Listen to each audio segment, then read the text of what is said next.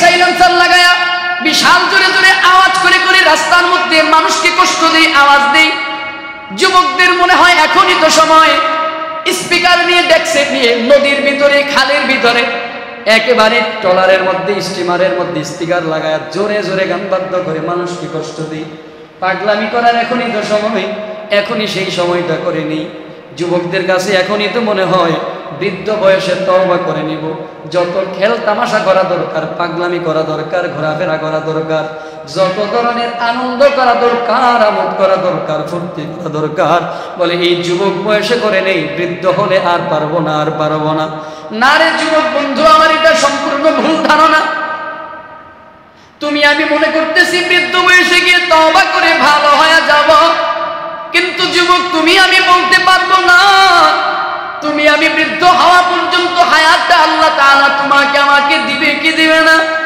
মৃত্যুর কিন্তু কারো কোনো গ্যারান্টি নাই, মৃত্যুর কোনো সময় নাই। বৃদ্ধ বয়স পর্যন্ত তুমি আমি হায়াত পাবো কি পাবো না তার গ্যারান্টি কিন্তু নাই। ওই যে আগেও বলেছিলাম, পয়গম্বর বলেন মৃত্যুর হায়াত, মৃত্যুর কত কাছে কত সন্নিকটে। বলে আলী তুমি ডান দিকে সালাম ফিরাইলা, বাম দিকে সালাম ফিরাবার সময়টা হয়তো নাও পাইতে পারো। মৃত্যু তোমার এত সন্নিকটে, এত কাছে, এত নিকটে। এজন্য যুবক বন্ধুরা আমার, যত পাগলামি, যত ধরনের খেলতামাশা এখন করতেছ, আল্লাহর রাস্তে এগুলো বাদ দিয়ে আল্লাহ তাআলার কাছে তওবা করে আল্লাহ তাআলার দরবারের দিকে ফিরে যাও। যুবক একটু চিন্তা করে দেখো, দুনিয়াতে তুমি আমি আজকে আছি, কালকে নাও থাকতে পারি। তোমার মতো আমার মতো কত যুবক দুনিয়া থেকে বিদায় হয়ে গেল। তোমার মতো আমার মতো কত যুবকের চিন্তা, কত স্বপ্ন, কত আশা ছিল, কিন্তু দুনিয়ার সব আশা, দুনিয়ার সব স্বপ্ন, দুনিয়ার সব খেলতামাশা বাদ দিয়া মৃত্যুর ডাক আসছে তো দুনিয়া ছেড়ে বিদায় নিয়ে অন্ধকার কবরে চলে গেল। এজন্য যুবক বন্ধুরা আমার, একটু চিন্তা ভাবনা করা দরকার, একটু হিসাবটা মিলায় নেওয়া দরকার। বলে যৌবন কালটা এত গুরুত্বপূর্ণ, এত দামি, এত গুরুত্বপূর্ণ আল্লাহর দরবারে। বলে যৌবন কালের ইবাদত, এই তো কথার মধ্যে আছে যৌবনের ইবাদত পয়গম্বরদের খাসালত, এটা পয়গম্বরের আলামত। জওয়ান কালের ইবাদত এটা হলো আল্লাহর কাছে পছন্দের একটা ইবাদত, বড় পছন্দের আমল।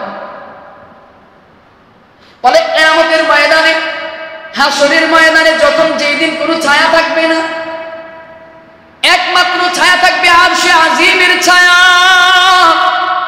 আরশে আজিম ব্যতীত আর কোনো ছায়া কারো থাকবে না, শুধুমাত্র ছায়া থাকবে আরশে আজিমের ছায়া। ওই আরশে আজিমের ছায়ায় হাসরের দিন আল্লাহ তাআলা 7 শ্রেণীর মানুষকে হাসরের দিন ওই আরশের নিচে ছায়া দিবেন। তাদের মধ্য থেকে একদল হলো ওই যুবক, যে যুবক তার যৌবন কাল আল্লাহর জন্য কাটিয়েছে। পয়গম্বর আকরাম সাল্লাল্লাহু আলাইহি ওয়াসাল্লাম বলেন, ওই যুবকটা আল্লাহ তাআলার ওই কঠিন বিপদের দিন, মুসিবতের দিন আরশের নিচে ছায়া পাবে। কোন যুবক? ওয়াশাবুন নাশাআ ফি ইবাদাতিল্লাহ, বলে যে যুবকটা তার জওয়ানিয়াত একমাত্র আল্লাহ তাআলার জন্য অতিবাহিত করেছে, ওই যুবক আরশের নিচে ছায়া।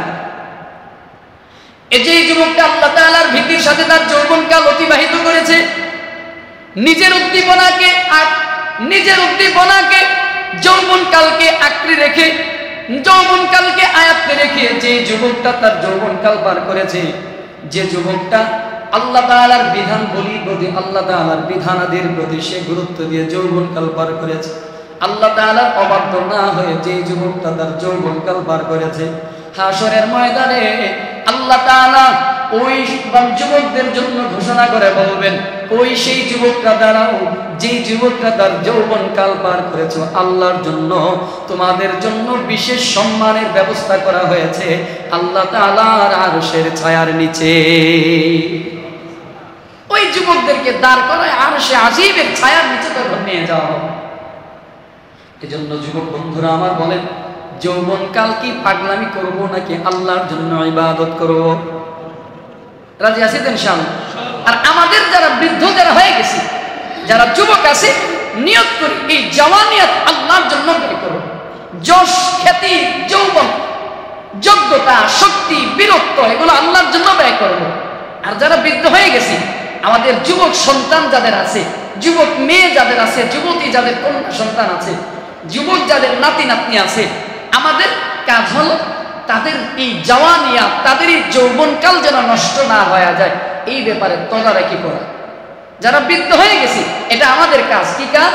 যে আমার যুবক যদি আমার ছেলে থাকে, যুবতী যদি আমার কন্যা থাকে, যুবক যুবতী যদি আমার নাতি নাতনি থাকে, তো তাদেরকে সেভ করা, তাদেরকে ন্যায় পথে পরিচালিত করা, তাদেরকে আল্লাহর জন্য ইবাদত করার প্রতি উদ্দীপনা, আগ্রহ যোগানো, এটা আমার দায়িত্ব।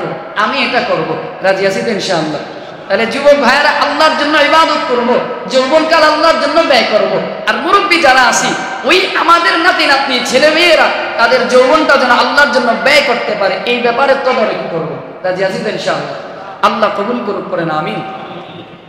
এরপরে আল্লাহ তাআলা 3 নম্বরে প্রশ্ন করবেন, ওয়া আন মালিহি মিন আইনা ইকতাসাবা।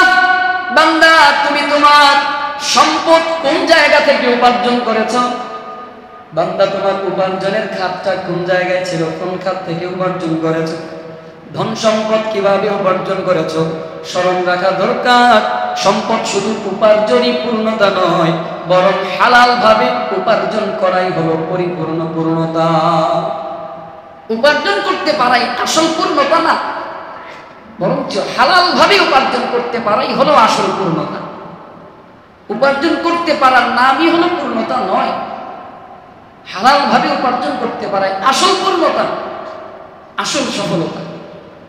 কিন্তু আফসোসের ব্যাপার হলো অনেকের মন মানসিকতা, আমাদের মন মানসিকতা হলো এমন যে টাকা পয়সা উপার্জন করতে হবে, টাকা পয়সা উপার্জন করতে হবে, তাই তা চাই যেভাবেই হোক না কেন, চাই সুদি কারবার করে হোক কোনো সমস্যা নাই, টাকা পয়সা লাগবে, চাই ঘুষের মাধ্যমে হোক সমস্যা নাই, টাকা পয়সা লাগবে, চাই অন্যায় ভাবে হোক সমস্যা নাই, টাকা পয়সা লাগবে, চাই জুয়ার মাধ্যমে হোক সমস্যা নাই, টাকা পয়সা লাগবে, উপার্জন লাগবে, চাই ধোঁকাবাজি ও চাঁদাবাজি করে হোক সমস্যা নাই, উপার্জন লাগবে, টাকা পয়সা লাগবে, ন্যায় ভাবে হোক বা অন্যায় ভাবে হোক সমস্যা নাই, উপার্জন লাগবে, টাকা পয়সা লাগবে।